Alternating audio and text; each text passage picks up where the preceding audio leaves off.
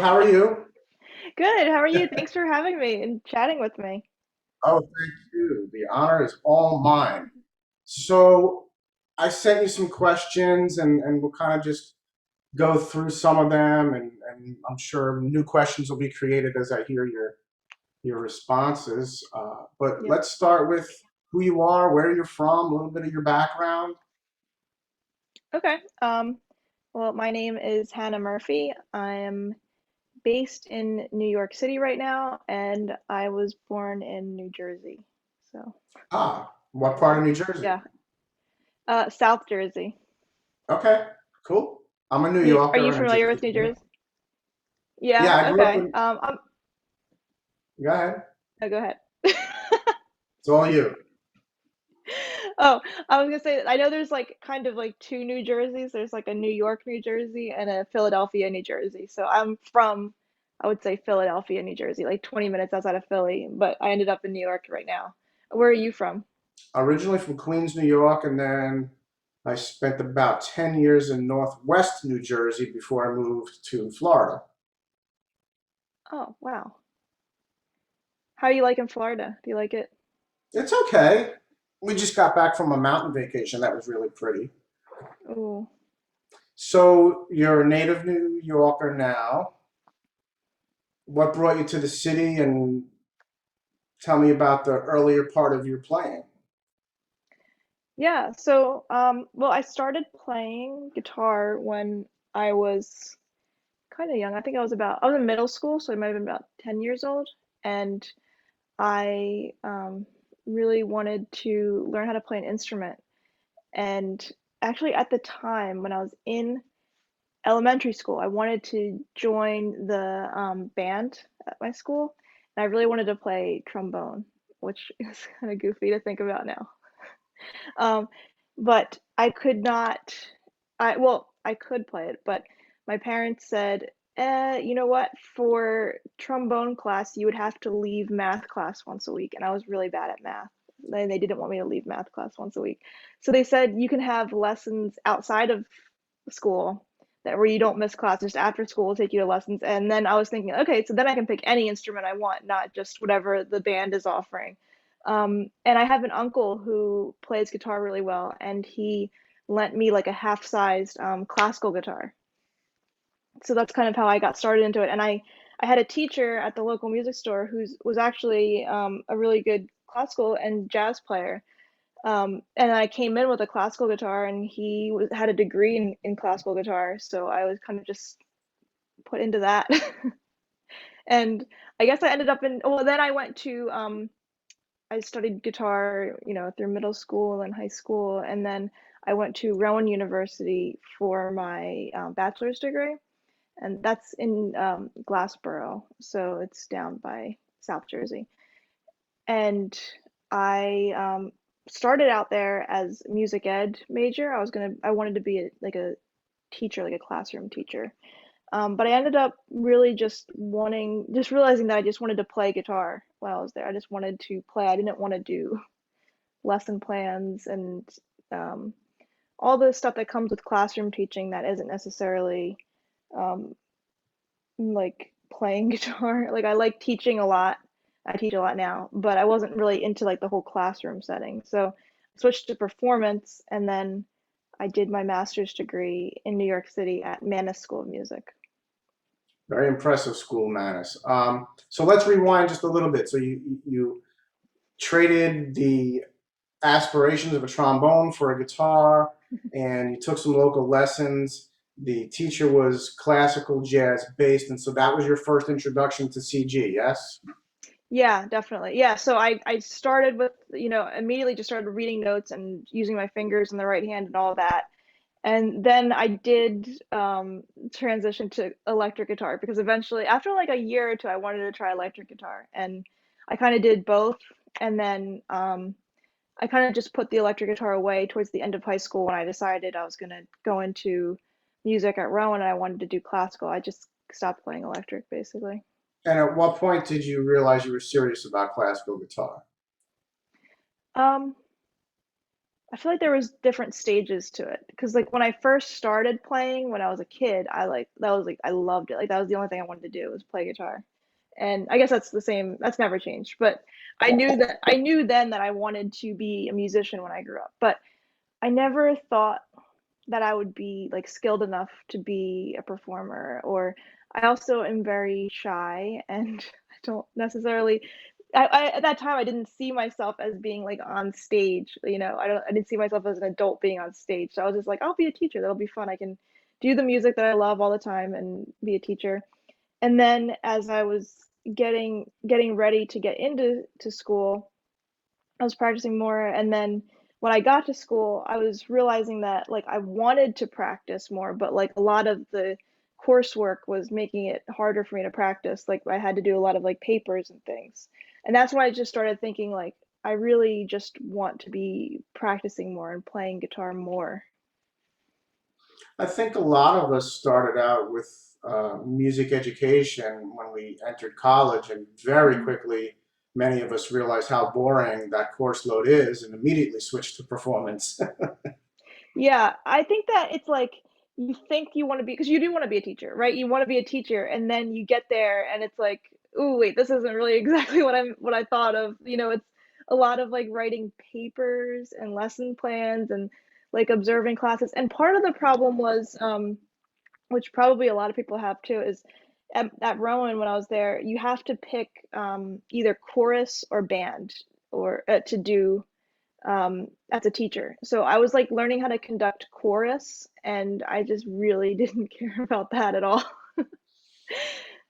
And I was thinking like I would like to be a classroom teacher because when I was at in high school, I was actually really lucky. We had a really nice guitar program at my high school. So I always kind of pictured myself being like a guitar teacher, but there was no track for that at school either.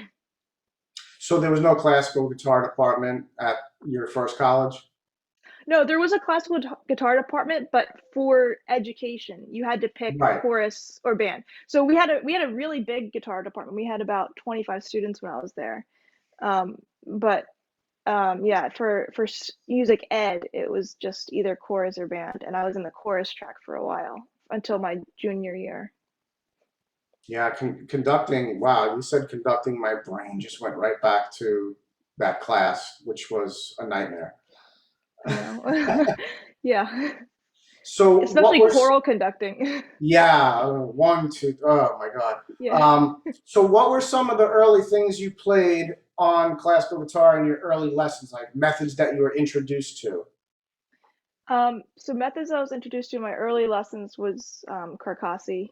All like really just really Carcassi. I had um like a big book of different Carcassis and I had all the etudes as well. So I was doing a lot of those etudes and learning to read those, and then I would do like some Tarraga. I did, you know, Adelita, Lagrima and things like that, and some more fun pieces. I was trying to play. I guess I'm hesitant to say that I could play it, but I really wanted to play Asturias, so I could play that technically, but it really wasn't very good now that I think back on it. You know, like pieces like that, like small pieces that my teacher would give me. Did you do any Renaissance music in the early stages? Yeah, like easy Renaissance pieces, you know, like those ones where like you do like D A D the whole time in the The bass. toms. Yeah. Yeah, tons, things like that. Yeah. Do you like Renaissance music?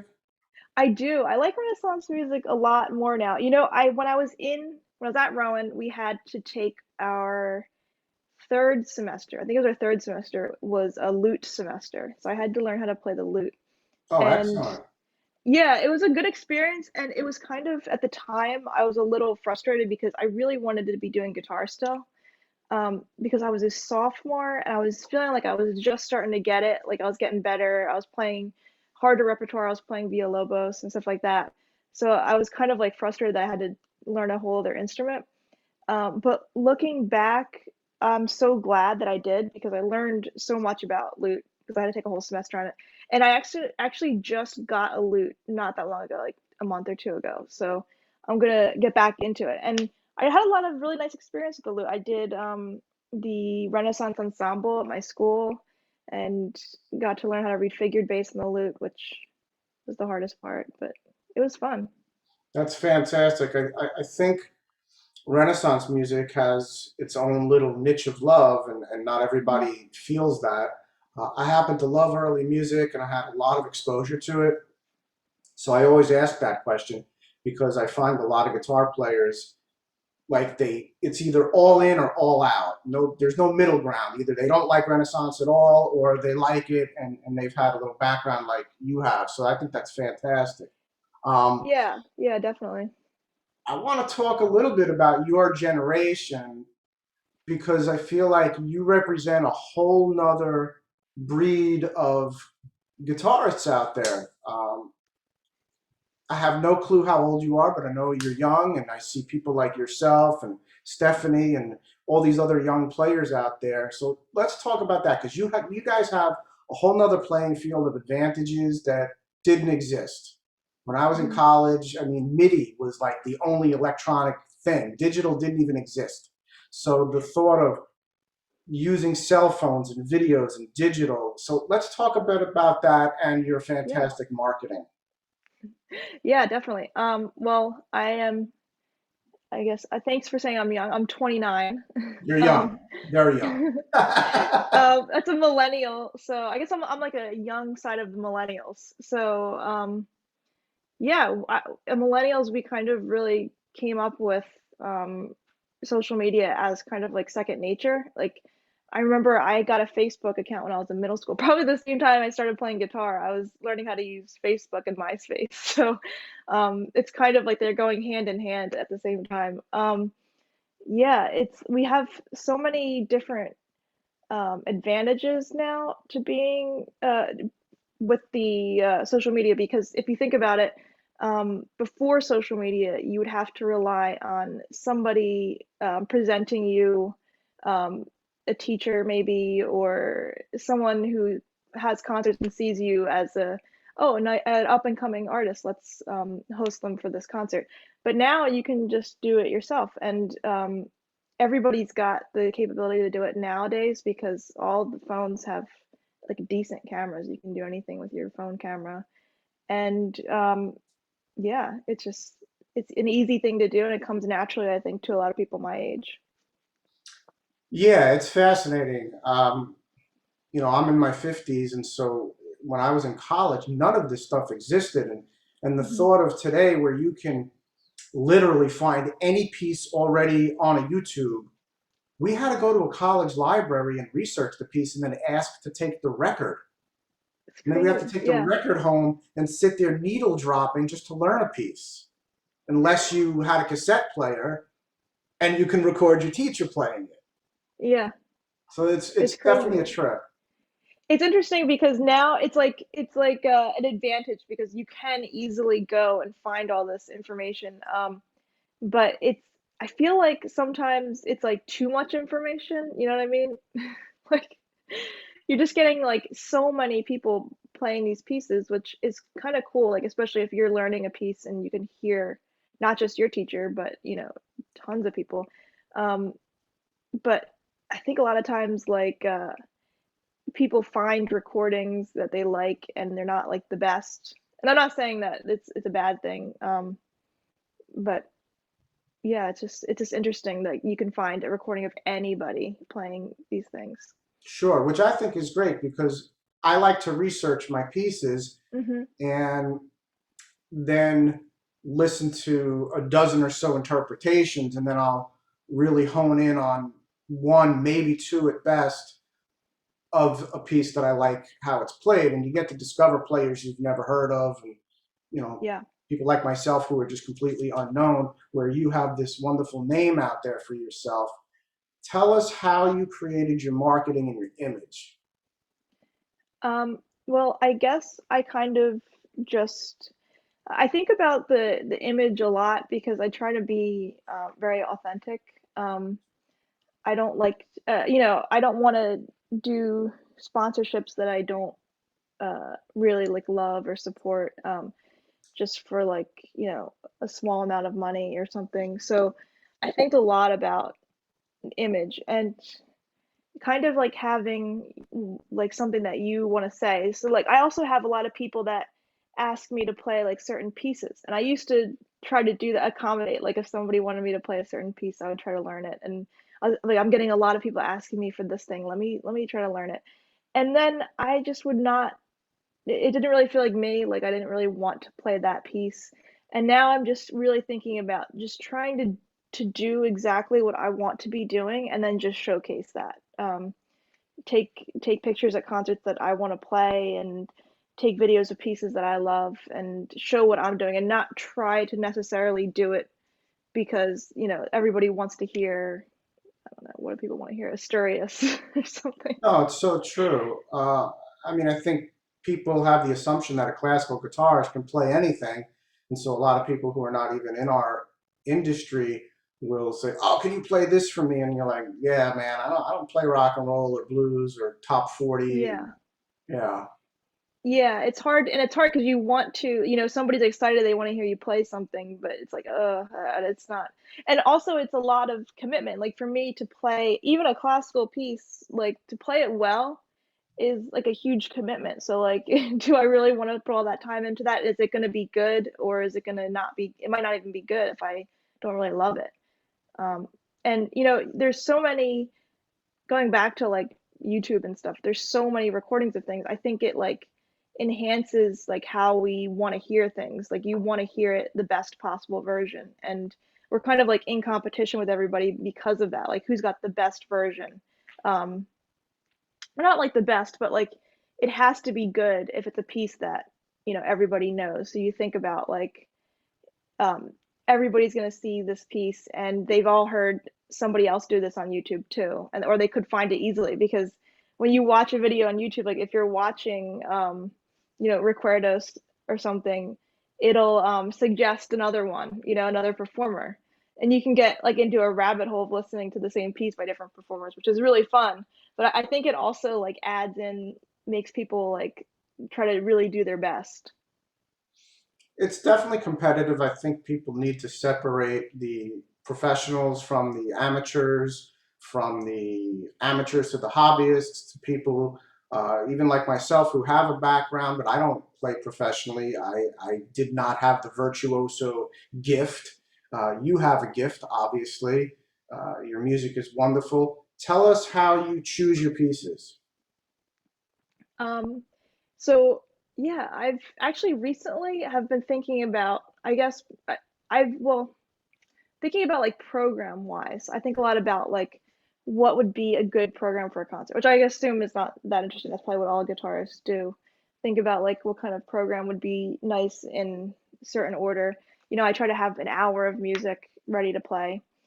Um, and things that are, I like to or I like to like play something that would challenge the audience a little bit, like a little bit modern, kind of in the middle, and maybe only one or two.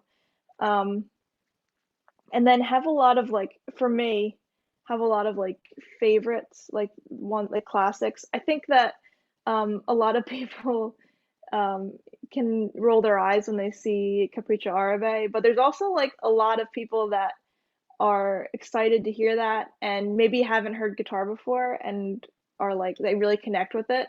And even though I've heard it a million times and I've played it a million times, it's a piece that I love. So things like that, even so throw in some really challenging pieces for the audience, throw in some ones that they're all gonna love.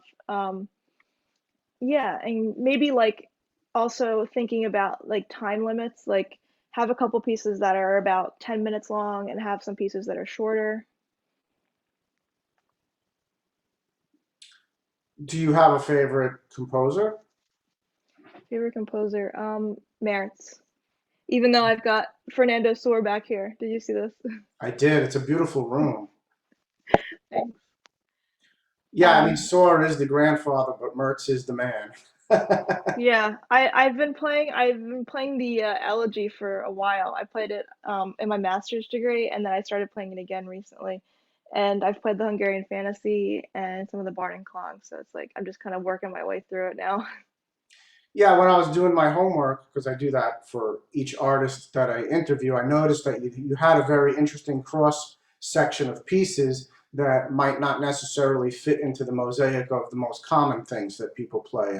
And so I find that attractive because like you said, it challenges people's ears to hear things that they're not used to hearing.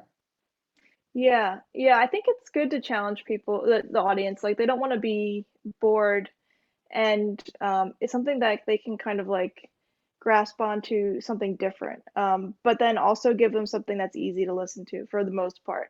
I think when like you and I can probably think that if we're going to a concert, you look at the program, you want to see some things that you know that you're gonna like. You're probably not gonna buy a ticket if you don't see anything on there that you're. But then if you see all things that you have heard a million times before, you're gonna probably be like bored or maybe not even want to go. So it's kind of like a mix. Do you feel that there's anybody in the literature that's commonly overlooked? And that could be from an educational study point of view all the way to concert choices. Concert choices. Ooh. Like, Overlooked. for example, and this is one of my standard questions, I Yeah. love Aguado, and I Uh-huh. feel like he's so neglected. Yeah. There's yeah, okay. Yeah, definitely. The one I'm thinking of is Caruli, which is not as overlooked as Aguado, but has some really fun pieces that are like bigger concert works. And I remember like when I was a student, a younger student, I would do all the little Caruli etudes and things. But he has some like bigger concert works that are really fun and challenging and nobody ever plays. It's true. Outside of 24 Preludes, he's forgotten. Yeah, I think it's because like back in their time, Aguado and Caruli probably the same. Like you would sell more copies of music that was easier to play because, your students and your the aristocracy and everything could buy it and play it. But if you had like these people were really good guitarists and they would probably play concerts where they played a lot of like flashy, fun pieces, but nobody's gonna buy it. So then it didn't end up being popular. Yeah, I mean, I got turned on to Aguado very early on, and I think he's fantastic. When I ask people about him, rarely is he something that's been introduced to the beginners, yet he's got so many lessons and etudes that then Hmm. escalate into the world of rondos and bigger pieces. Julian Bream gave us the greatest of Aguado, but the rest of the repertoire is kind of forgotten. Yeah. So let's kind of veer off into a different topic and tell us a little bit about life outside of guitar playing. Is there such a thing now? You're married? Yeah, I'm married. He's a guitar player too. Oh no. Yeah, Because I did read that you were married, but so does he play professionally as well? yeah, he's very Oh good. wow. His name is Phil Goldenberg. Um, we went to school together at Rowan University. And then he went to Cleveland Institute of Music for his master's degree, and then he did a professional diploma at Manus right after I graduated. So we're kind of now we're both in New York playing and things like that. Um, yeah, So you have like that's separate soundproof rooms that you guys can spend your days in? yeah, yeah, we do. Actually, it's kind of funny. We used to live in a studio apartment because we're in New York. It's expensive and the apartments are small. So we used to live in a studio for a couple years, but it was fine because, he was in school, so he was always at school practicing and doing classes there, and I was teaching. And then when the pandemic hit, we were like stuck in the studio, and we were like, "This is not going to work." So now we're in a bigger apartment. We have 3 rooms in this apartment, so So you don't hear each other playing? I can hear him playing a little bit, but not anywhere near like the studio. Is there any inner competition between you and your husband with the playing or no? No. We don't really, the only thing that's kind of weird is we don't really play together. We don't really play duets. We used to a little bit, but it's kind of forced and We just don't really enjoy it, so we just do solo stuff and do our own thing. Outside of music and marriage, do you travel, have hobbies? Have hobbies. Yeah, I do. I guess one thing that I like to do is I don't know, this sounds like stupid or annoying, but I'm vegan, so I really like vegan food and like cooking and finding new recipes and whenever you travel, like vegan food is kind of like hard to find, so it ends up being kind of a a process. So it ends up being kind of fun, things like that. Yeah, and I used to have pet rats, which was really fun for until very recently. My last pet rat passed away, but I used to have like seven, and they were really cute. They were really cute to they would kind of like hang out with me while I played guitar, or I'd have them on the couch with me while I watched TV. They're really cute. But now I don't have any because I'm hoping that now after the pandemic I can travel and just go places now, and not have to worry about leaving Just pets make behind sure when the I come home. audience knows that they're not New York City rats. They're not New York City rats. They are very cute. Like they're actually called fancy rats. If you get like rats from like pet rats, they're called fancy rats. So The cute white ones. yeah, they're like white with the red eyes. Yeah. So, all right, so you're vegan. That's cool. Totally awesome. That's a big thing out there now. Um, Yeah. do you have a certain favorite type of food, like Indian food or Jamaican food or Mm. Asian food? Um, I like it all. Well, recently I'm always just like, as long as it's vegan, I like it. I'm really the only thing I'm picky about. But I think the thing that I really like, which is gonna sound weird as like a vegan, but what I really like is like American food, like as in like burgers and fries and like milkshakes. That's my favorite stuff. Well, you can't go Like wrong with that. if I can get like a good burger with like vegan cheese, like the whole thing, I just love it. Nice, nice. Do you enjoy film? Yeah, I do. Well, I don't know. I mean, nothing like specific though. All right, so let's get back to music. I um, don't really have much more going on than music. hey, I hear you. I'm a big film fan, so I always ask those questions because I love food and I love film and I obviously love guitar, but I'm a big old movie buff. So Okay. What about like New York? Do you like? I like going around out in New York. I just love everything about New York.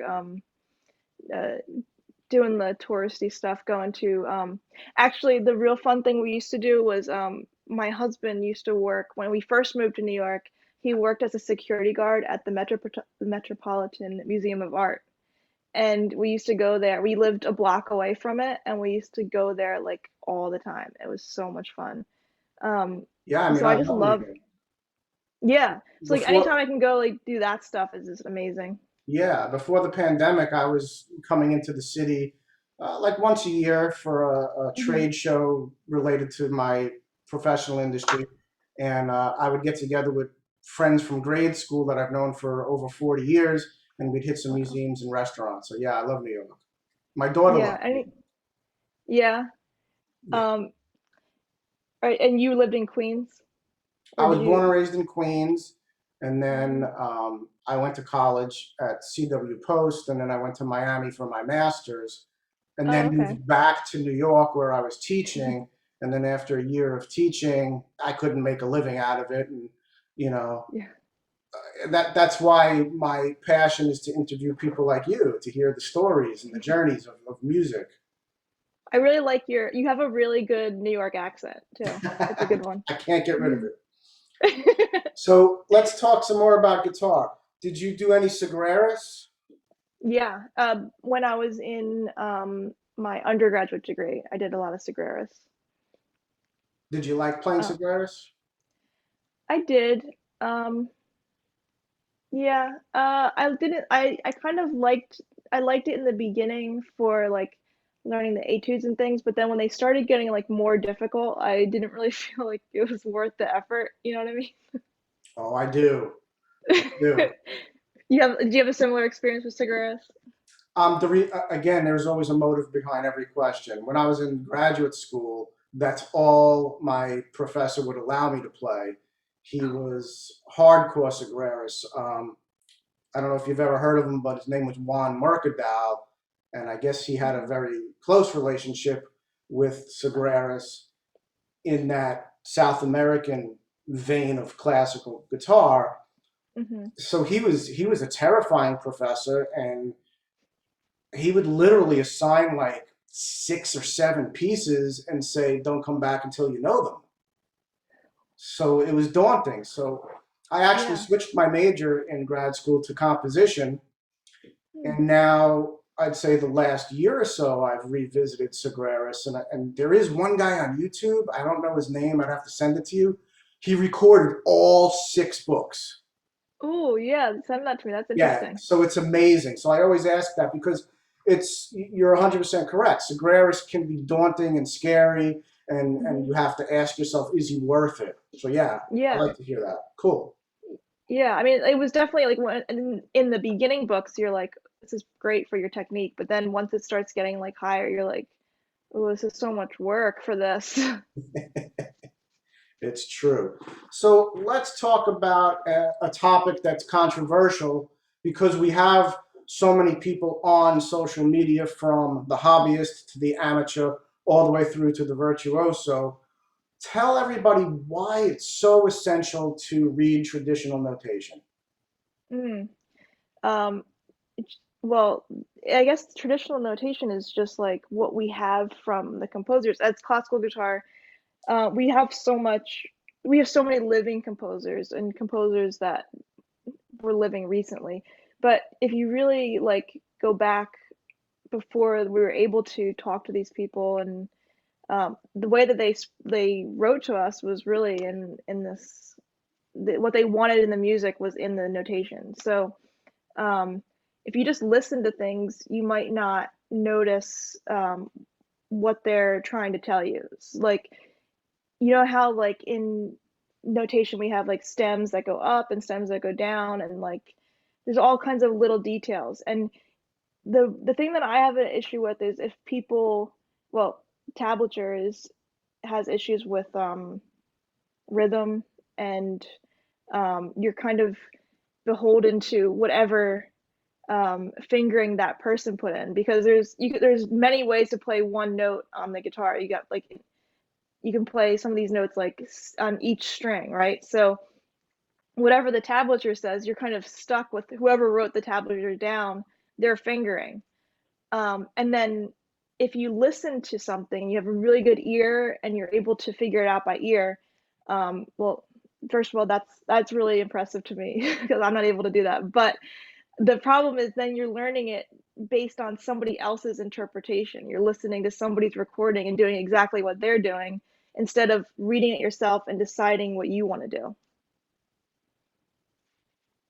So you touched upon your ear training. So you don't Mhm. have perfect pitch. No. Neither do I. I envy people that have it. It's fascinating to watch their processing versus our processing. Yeah, absolutely. It's really interesting. Yeah, I envy people that have it too. It's pretty cool. Yeah, I know on a lot of the social media pages, people are fighting about, well, I could play just as good, but I don't know how to read any music, so I have, the tablature of, let's say, a Tarrega piece. Hmm. And the argument goes back and forth because, like you said, and like we all know, tablature is paint by number. It tells you to put your finger Hmm. on a certain string and a certain fret, where I'm sure you like to change things when you're interpreting a piece. So let's talk about that. Yeah, I mean, notes sound different on different strings too. So, if the note is an E, a high E on the first string, you could also play that note on the second string, fifth fret, or the third string, ninth fret. I'm not testing Yeah, I'm just thinking. Yeah, ninth fret. Um, and then those have different like timbres. They sound a little bit different. So your interpretation of that could be different. And you could, I mean, take out notes from things. Sometimes chords are really difficult. I know there's like chords in some Rodrigo pieces where he's got like 7 note chords where you can't do it on the guitar. So sometimes things are impossible and you have to take them out, and that's up to you as the performer.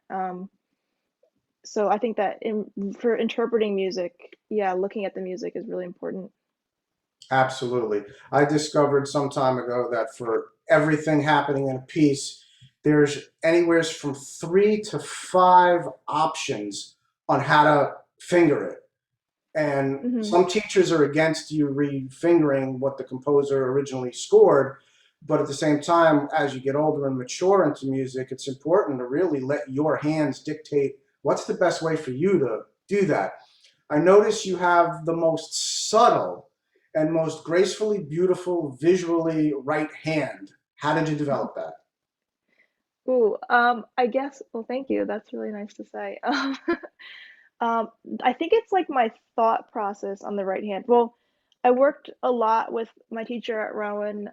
Kathleen Mays worked a lot with me with right hand technique and just keeping everything like just, I really like just small movements. I always think if you get too far away, like if you're too far out, it takes longer to get back in. And so just trying to keep the movements as small as possible. And it's a kind of a balance because you still want to play loud and keeping, so I think the thing that I'm always thinking is like just economy of movement, um not doing more work than you need, not like letting your fingers go out and then bringing them back in, but always keeping them kind of close. And just like the only thing I always tell my students, because my students are, or I don't know, I think it's just kind of funny to pretend like you're lazy about it, but just like not do more work than you need to do. Yeah, it's fascinating because when I watch you play, sometimes it's like that right hand doesn't even look like it's moving. It's so subtle. So that's really, really impressive. Thank you. When Yeah, I you think that working on small things and just kind of, I notice sometimes what I do is like I stare, like if I'm doing like a exercise, like when I do tremolo exercises or when I do scale exercises, I kind of like stare at my right hand and like analyze it as I'm playing. do you like to watch the page or your hand? My hand. I like to watch the page. Do you? Yeah, I get lost in the page. Not lost in a bad way, lost in a good way. I Yeah. rarely look at my hands, and then when I try to take the music away, sometimes I'm like, oh, wait, where am I supposed to be? Because I'm so used to looking. But I Yeah, don't and you're memorize kind of, pieces anymore. yeah, but sometimes like I feel like I memorize pieces and then like for specific pieces, when you take the music away, even though you have it memorized, you're kind of used to looking at the page, even though you don't necessarily need it. It's just like that's where your eyes are used to looking. It's kind of like a nice thing to have. Do you do any ensemble work with others? Yeah. Well, I was just saying that I don't play ensembles with my husband, but we do sometimes. We used to play concerts together together. But other Um, instruments, other players, other professionals? Other players. Yeah, I did a lot when I was in graduate school, and right now I'm doing a ensemble. I'll have to share the video with you when it comes out. We're recording a video on Wednesday, and I'm playing with a really, really amazing viola player. She plays here in New York, in the St. Luke's Orchestra, and we're doing Defia the Siete Canciones, and we're recording on Wednesday. We're going to be recording a video for Nana, the one with the harmonics, and we're going to be recording it with a dancer from the New York City Ballet. Oh, wow, very beautiful. Yeah, so I'm really excited for that. We're going to the Domena Center, and I will have to share that with you when it comes out. So what's next for Mrs. Hannah Murphy? What's next for you in your career as far as recording and concerts and upcoming things? Recording and concerts. Oh, so I have a lot of things. I feel like this summer I'm like really, I have a lot of things all over the place. Hopefully I'll be playing with this viola player more. Her name is Kaya Bryla Weiss. Um, but I'll have to send you that too. But I think we're going to be doing more of the Siete Canciones and some Libertango and some more fun things. I also am going to be recording a solo album um, this month, probably the end of July. And I'm doing that all from home here, which is a new process for me. I mean, you see my videos, like I do a lot of recording, but never anything that I thought would be like on a CD or solo album. So I'm trying to get more meticulous with recording techniques and get practice using it. My husband's actually getting pretty good at mixing and things like that. So we're practicing that a lot. Um, and that one is going to be my album is going to be called A Dream in the Forest, because I'm going to play Un Sueño en la Floresta by Barrios, which is one of my favorite pieces ever. And then some other pieces that are on it are like ones that I think are very like kind of remind me of like a forest or like dream-like pieces. So it's kind of like the theme. And um, also in a month, we're going to be going to Austin, Texas to record for, I have a nonprofit um, for a classical guitar advocacy group, basically, where we do kind of projects and things to help the guitar community and bring more works. And we did a festival and a competition, so we do all kinds of things. But we're going to record some pieces that we commissioned by Black American composers, and that'll be next month that we're recording. So I'm excited for that too. Very cool. Do you write any music or arrange anything?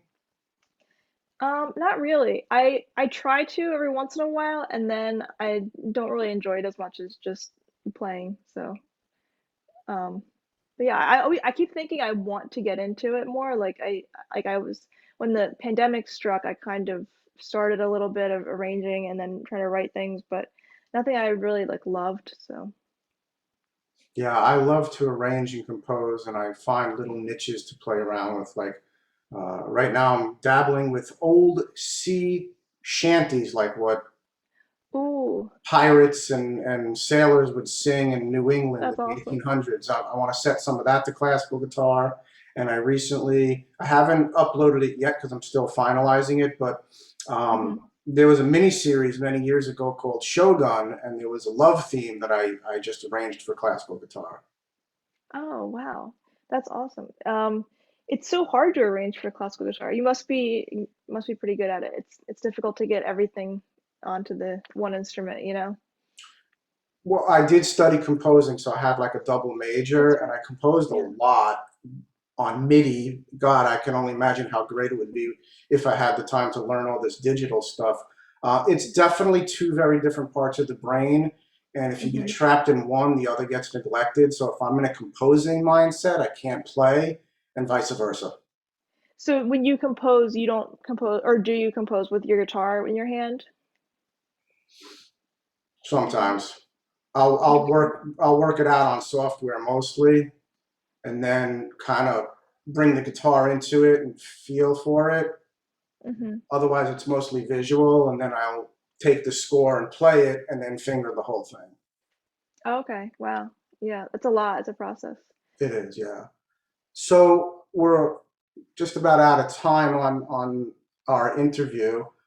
I want to thank you so much. This was delightful. I think you're phenomenal. I love following what you're doing out there and seeing you. And I particularly really like just the way you present yourself in your marketing because I feel it's very deliberate and purposeful, and it's Hmm. very effective. So everything you're doing is working wonderful. Um, Thank you so much. we'll have Yeah, to I hope that people can see what I'm doing and be inspired to do the same stuff. Just absolutely. And then if I ever get back to New York, we'll have to get together. yeah, definitely. Now that the pandemic's over and restaurants, everything's open again, it's fun. All right. So what I'll do is when we're done, over the next day or two, I'll edit this all up and trim it, and then I will take the pieces that you sent me and I'll put one piece at the beginning before we start the interview and another piece at the end. Perfect. Yeah, All right. sounds good. Yeah, Thank you thanks so so much, much for Eric. It your was so much. time. Yeah, thank you for talking to me. That was so much fun. Thank you. All right. Be well.